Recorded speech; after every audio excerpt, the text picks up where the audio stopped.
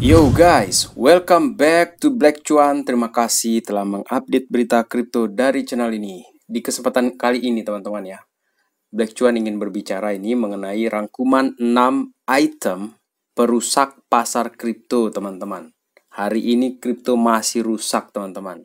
Dan ini kok Simpson bisa benar ya mengenai kejadian-kejadian yang akan kita bahas kali ini ya.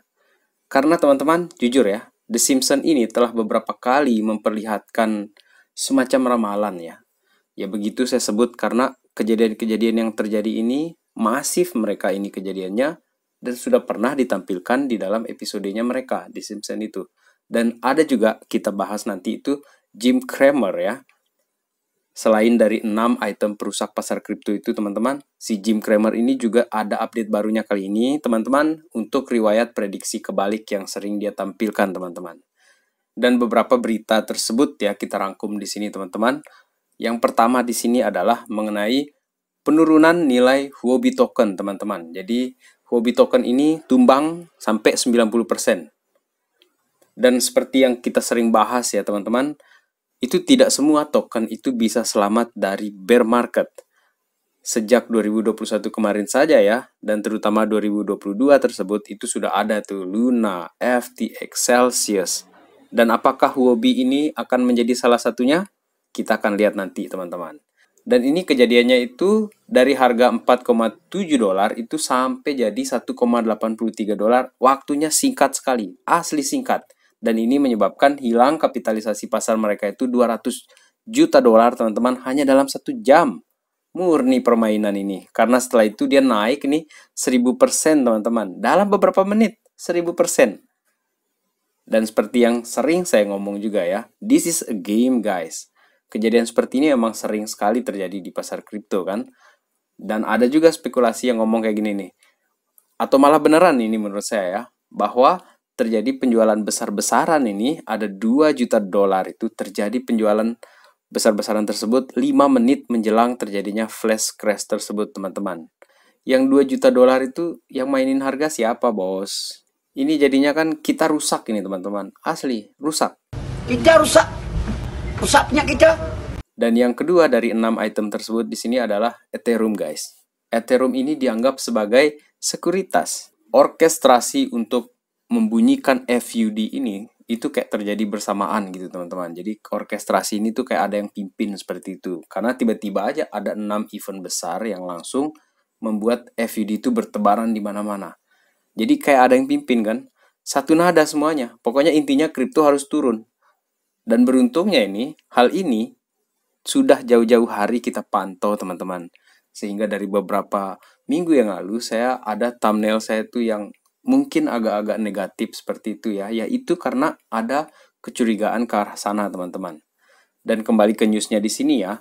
Si Jaksa Agung ini di kota New York teman-teman yang bernama Leticia James ini mengajukan gugatan ini terhadap KuCoin yang berkaitan dengan Ethereum tersebut ya. Dan lucunya adalah KuCoin ini dianggap menjual sekuritas yang tidak terdaftar dalam bentuk produk lending dan stakingnya atau KuCoin Earns ya. Jadi si Jaksa Agung ini ya, si Leticia James ini meminta ya supaya KuCoin ini menerapkan geo-blocking ya berdasarkan alamat IP dan lokasi GPS untuk mencegah akses ke aplikasi dan layanan KuCoin dari New York teman-teman. Buset gila ini FVD-nya makin garang ini teman-teman. Dan ada yang menarik di sini teman-teman ya. Kaitannya dengan KuCoin tersebut ini dari pengacara kripto dari California ya. Oh, selama 5 tahun otoritas keuangan kami membiarkan Anda beroperasi tanpa hukuman dong kalau gitu. Terus kalian masih juga menjual sekuritas ilegal. Kenapa baru sekarang? Nah ini anehnya teman-teman. Saya bilang tadi orkestrasi. Nyebarin fear seperti ini. Apakah ini momen terakhir untuk mereka sedot uang sebanyak-banyaknya dari pasar? Terus setelah ini kita akan baik-baik saja gitu. Kemudian pemilu akan datang yang akan terjadi sebentar lagi. Dan akan dibikin kondisi ini semenarik mungkin, FUD-nya mulai dihilangkan seperti itu. Jadi ini kayak sedotan terakhir kayak gitu. Bisa aja kan seperti itu teman-teman ya. Kemudian yang ketiga di sini teman-teman ya, Hedera Hashgraph ini menutup layanan jaringannya itu karena ada kenjanggalan katanya di sana ya. Jadi untuk Hedera Team ini ya mengkonfirmasi nih terjadi eksploitasi lah di jaringannya mereka Oke, dan eksploitasi untuk smart kontraknya Hedera ini ya, mereka ini targetnya tuh ke token liquidity pool yang ada di DEX ya, Decentralized Exchange, ini di Uniswap versi 2 ya, V2 Ethereum. Dan ini berpindah nih pakai Hedera token service teman-teman. Dan ketawanya ini nih pas melintasi Hashport bridge-nya mereka, dan tim ini langsung stop dulu, matikan dulu bridge-nya mereka.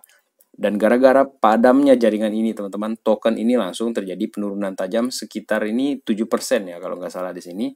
Dan memang secara umum juga koin-koin lain juga turun hari ini kan teman-teman. Tetapi apa yang terjadi di Hashgraph ini sepertinya ini juga kejadian yang bersamaan ya dengan yang lain-lainnya. Kemudian yang keempat di sini teman-teman, ini Silvergate Bank ini ditutup karena adanya masalah regulasi ya. Teman-teman, ini dari beberapa video saya bahas ya mengenai Silvergate ini. Amerika ini memang tampaknya ini seperti sedang terancam gitu kan dengan perkembangan kripto. Jadi sebelum CBDC mereka kelar dan teruji nantinya, jangan dulu deh kripto ini canggih gitu kan. Jadi salah satu pintu besarnya untuk arus keluar masuk ke kripto ini teman-teman, dari bank ke institusi ke exchange segala macam, itu kayaknya harus ditutup dulu. Dan dalilnya adalah scrutiny dan Silvergate yang kena sekarang ini teman-teman. Sehingga entitas lainnya itu lepas diri ya, melepas keterkaitannya dengan Silvergate karena tidak mau dibawa nanti itu ke jalur hukum. Sebenarnya mereka ini bukan takut teman-teman, tapi yang tidak disukai itu ribetnya dan waktunya itu yang lama teman-teman. Bahwa kehilangan Silvergate ini juga ya di dalam putaran stablecoin ataupun uang reals ya, jujur ya, ini akan membahayakan akses keuangan tradisional yang masuk ke kripto, teman-teman. Jadi si Mama Rika ini coba halangi supaya volume di pasar kripto itu turun. Dan balik lagi ke keadaan terkininya, teman-teman, Silvergate ini terpaksa ini akan menutup operasinya karena nasabah itu juga sudah tarik deposit, terutama setelah runtuhnya FTX tersebut di akhir tahun 2022 kemarin itu. Tapi teman-teman, sebelum Silvergate ini kan, ada banyak cara lain juga yang bisa ataupun sudah ditempuh oleh orang-orang di dalam ekosistem kripto ini supaya pasar ini tetap jalan. Dan nanti kita bisa lihat teman-teman, justru menurut saya ya, gerbang-gerbang besar lainnya yang justru akan bermunculan untuk mendukung perkembangan teknologi blockchain ataupun Bitcoin ataupun cryptocurrency ini teman-teman. Selalu ada jalan, apalagi ini kaitannya dengan teknologi canggih. Dan saya tetap yakin di sini teman-teman. Kemudian yang kelima adalah poin kelima, item kelima. Rencana anggaran Joe Biden ini untuk menutup celah pemanfaatan kerugian pajak kripto teman-teman. Semakin serius, makin galak mereka ini.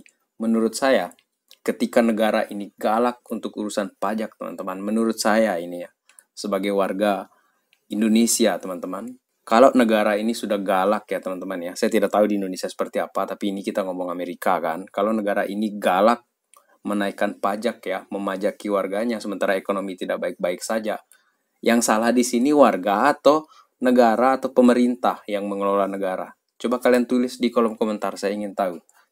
Seperti apa jawaban kalian di sana? Kita bisa sharing-sharing ya mengenai hal ini. Dan balik lagi ke berita di sini ya. Presiden Amerika Serikat Joe Biden ini dia usulkan teman-teman untuk membuat ketentuan pajak baru tentang transaksi kripto karena dia bilang banyak celah-celah yang memungkinkan investor kripto ini menjual kripto dalam kerugian, kemudian dia klaim kerugian pajak dan beli lagi nih aset yang sama. Jadi menghindari pajak seperti itu ya. Dan praktek semacam ini ya memperkirakan dapat mengumpulkan uang Amerika Serikat itu nanti ya dari setoran pajak tersebut 24 miliar dolar teman-teman. Itu angka yang cukup besar ya. Sehingga anggaran Biden ini akan bisa nanti ini, itu jika itu terjadi, akan menurunkan defisit Amerika Serikat yang 3 triliun tersebut teman-teman dalam 10 tahun ke depan. Tetapi hal ini teman-teman ya masih harus dibahas dulu sama Senat ataupun DPR-nya mereka di sana teman-teman. Jadi menurut saya ini masih gertak lah. Karena ini kan nanti akan ada pemilihan. Seperti yang sering saya katakan ya. Kalau dia ini galak ke warganya, incumbent, halo, you sedang membahayakan posisimu sendiri. Karena orang Amerika itu suka kripto. Sama dengan orang Indonesia juga yang banyak pro dengan kripto. Jadi kalau influencer mereka di YouTube yang banyak pendengarnya, yang banyak penontonnya, kalau dia sudah mulai bicara yang jelek-jelek tentang incumbent, ya nanti itu bisa jadi pertimbangan kan teman-teman. Tidak sampai di situ saja ini. Rencananya dia juga ini akan memajaki orang-orang kaya. Joe Biden akan pajakin orang kaya teman-teman. Ya kalau definisi orang kaya itu kalau misalnya dengan aset 1 miliar gitu, kita rupiahkan saja di sini ya. Tapi kalau diganti gitu kan, tiba-tiba diganti ke 100 juta misalnya, bakalan menjerit warganya. Seriously, itu bad lah untuk negara. Bahkan untuk incumbent sendiri sebagai pencitraannya dia. Dan terakhir di sini teman-teman, ini berkaitan dengan Simpson tadi yang saya katakan di awal video dan juga Jim Cramer ya.